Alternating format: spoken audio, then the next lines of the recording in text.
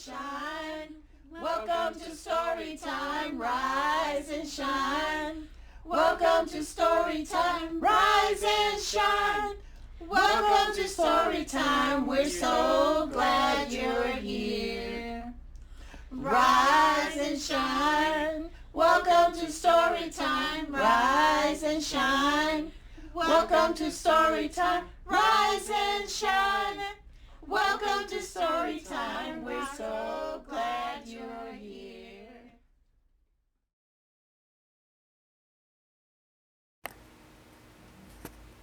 Hi everyone. Today I'm going to tell you the final part of Rudy's story.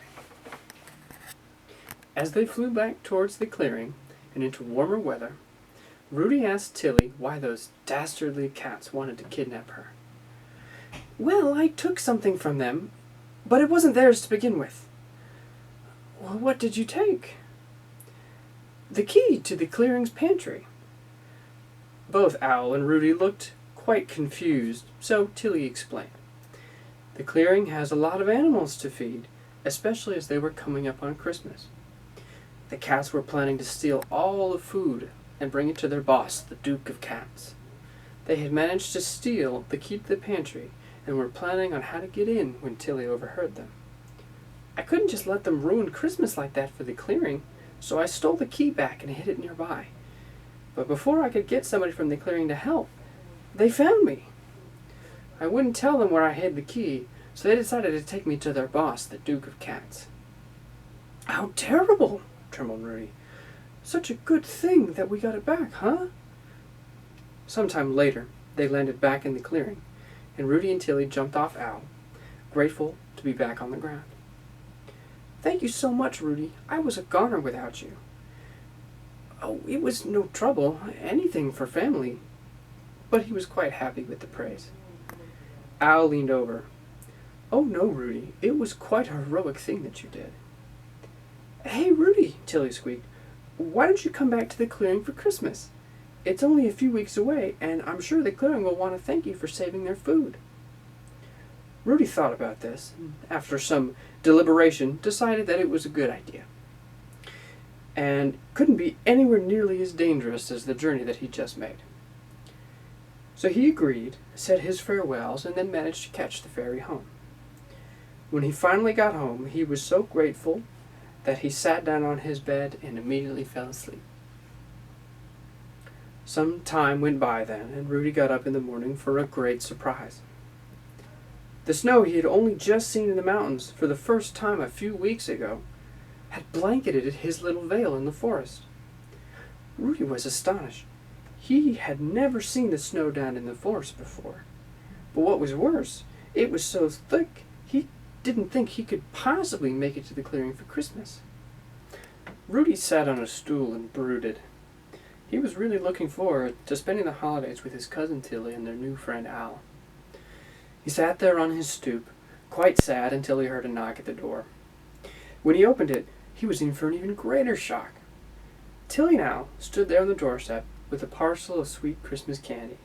"Surprise!" they both said. "Goodness, I'm so glad to see you both, but how did you get here?" "Well, that's easy, Rudy," Owl said. "We flew." Tilly nodded. "When the snow came in, we knew you wouldn't be able to make it to the clearing, so we decided to come to you." Rudy was touched by his friend's desire to come and see him, and he thanked them profusely and welcomed them inside. It was a bit of a squeeze, with Owl included, but none of them minded with such good company and Christmas treats. As they sat back, full from their Christmas sweets, Rudy thought to himself, "Good food and the company of your closest friends. If that's what Christmas is all about, I could get used to that." The end.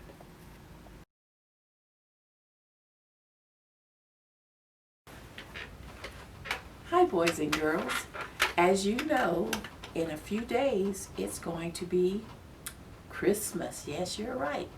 And so we were just sitting around and we were talking about our Christmas memories. Now, you're starting to develop them, but we have lived quite a length of time. And we have some wonderful stories that we want to tell you about our Christmases.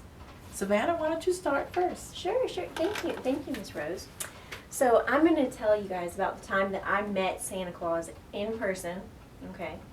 So I went to work with my dad, and my dad worked at a doctor's office, and I looked in one of the rooms, and I saw this man with a big belly and a big beard, and he was wearing red pants and green suspenders, and so I thought, maybe that's Santa Claus, you know. But you can't tell because I lived in Florida, and Santa's supposed to live in the North Pole, so I figured it couldn't be Santa Claus. Well, I saw him later in the day when we were leaving the building, and I thought, well, maybe I should just ask him, because if you don't know something, you should ask, right? Yeah? That's right. So I said, well, I'm going to go ask him. So I ran up to him and I said, are you Santa Claus? And he said, well, of course. And I think he laughed a little bit too. And I said, well, if you're really Santa Claus, because you got to test them, right? And I was thinking, Santa Claus has a list. You know, he has a list and he checks it twice, right? So he would have to know my name. So I asked him, I said, well, if you're really Santa, then what's my name? And he said, He leaned in really close and he looked at me just like this. And he moved his glasses up. And he looked a little closer. And he said, you must be Savannah. He knew my name. He must have been the real Santa Claus. So I guess Santa comes to Florida every once in a while. Yes, he does. What about you, Bunny? So I remember when I was a little girl, I had asked my mama for this walking doll. For, you know, remember the big tall dolls that you could take them by the hand and they would walk? So I begged and begged my mama for one of those. And she told me, you're not going to get that. So I was sad. And then I woke up Christmas morning and it was under the tree and I played with it. And then after that, there was another toy that I wanted. So we went to my grandmother's house and Santa Claus had left me a toy at my grandmother's house. And it was a doll with a little beaded princess crown. Then the beads changed color. And that made me believe in Santa Claus and that he was real. Ooh. Oh, so both of you, well, you got some great gifts during Christmas. Well, you know, when I was little, my mother would have a hard time getting us to go to sleep at night because we were just so excited about what was going to happen, and we didn't want to go to sleep. And I had a sister and 3 brothers, and so there was 5 of us in our house. And so we were just messing around one night, because it was time to go to bed. And the next day, it was Christmas Eve. And so my mom says, you all better go to sleep, because if you don't go to sleep, Santa's not going to come. And then all of a sudden on our roof, we heard a noise, and we just jumped in the bed because we said, oh my goodness, Santa Claus is going to catch us up. So we learned to go to sleep when it was time so that we would be ready to get up after Santa arrived. And we did get up early. I mean, it was dark when we got up. I think we probably got up at 6 o'clock in the morning. Just so we could see. And our parents, as I said, there were 5 of us. And so when we woke up, Santa had left each of us a section divided out. And my mother told us that we were only allowed to tell Santa 3 things that we wanted, because we should choose only the things that we really wanted for Christmas. And every year we got exactly what we wrote on our list. And so we were just so happy at Christmas time. And when we would wake up in the morning, you could smell oranges and apples, because each of us, each of us would have an orange and a big, those big apples, those red apples, and a big orange that would be under our tree for us. And so the 5 of us had a wonderful time every Christmas because Santa was just good to us. And I thought that we really were the best children on the street. You must have been on the nice list. Yes, we definitely were on the nice list. And so, but it was such a wonderful time when we were growing up and when Christmas would come, and we just enjoyed. Aww. Very good story. Now let me ask you, Savannah, what's your favorite Christmas story? Oh, well, I think, I really like the Polar Express story. Just because I think it would be really cool to be able to take a train and go and see Santa Claus. So I think that one's my favorite. And he gets I don't want to spoil it because we've got the book, so I want somebody to read it, but it's got a really good ending. So, but I think that's my favorite. What would you say?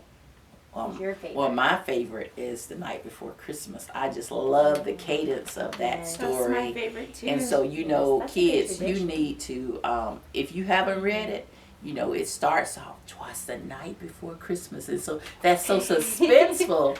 And all through the house, not a creature was stirring, not even a mouse. Okay, so we all know it by heart. And so you should read it every year or have your parents read it to you every year because it starts off so softly and it makes you just so excited because you're anticipating what's going to happen next. What about you, Bunny? I like 'Twas the Night Before Christmas, and I like How the Grinch Stole Christmas. Oh, that's a good one too. Yeah. Well, that's been made into a movie. So, Yeah. so what are your favorite Christmas movies? Oh, so I many. like The Christmas Shoes. The Christmas shoes. What happens in that one? I don't think I've Christmas seen that Shoes. You gotta watch it. I can't give it away. I've never heard of that one. one. So It's a good movie. It's sad, but it's good. Okay. What's yours? Well, I like It's a Wonderful Life, and I like the Santa Claus movies. I think those are pretty funny. That's what I've been watching.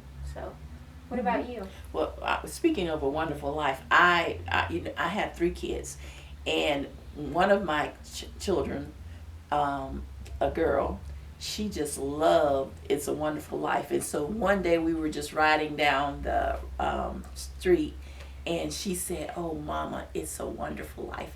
And that will always be in my heart because she thought that her life was wonderful. And I think that she got that from the title of that movie because she loved looking at it every Christmas. So, so movies touch you different ways. And so you need to ask your parents to let you look at It's a Wonderful Life. It's a kid-friendly movie. And how old was she, Miss Rose? I think she probably was about 8 years old. 8 years old? Yes, Okay. but so she remembered that It's a Wonderful Life, and it is a wonderful life. And so we enjoy different things in our life. Right. And so- Especially around Christmas Around time, Christmas, seeing our friends and our family and We enjoy. I enjoy giving around Christmas time. yes. Yeah. So if you pass by our library, you notice that there's a word say joy, Joy. And what does joy mean to you?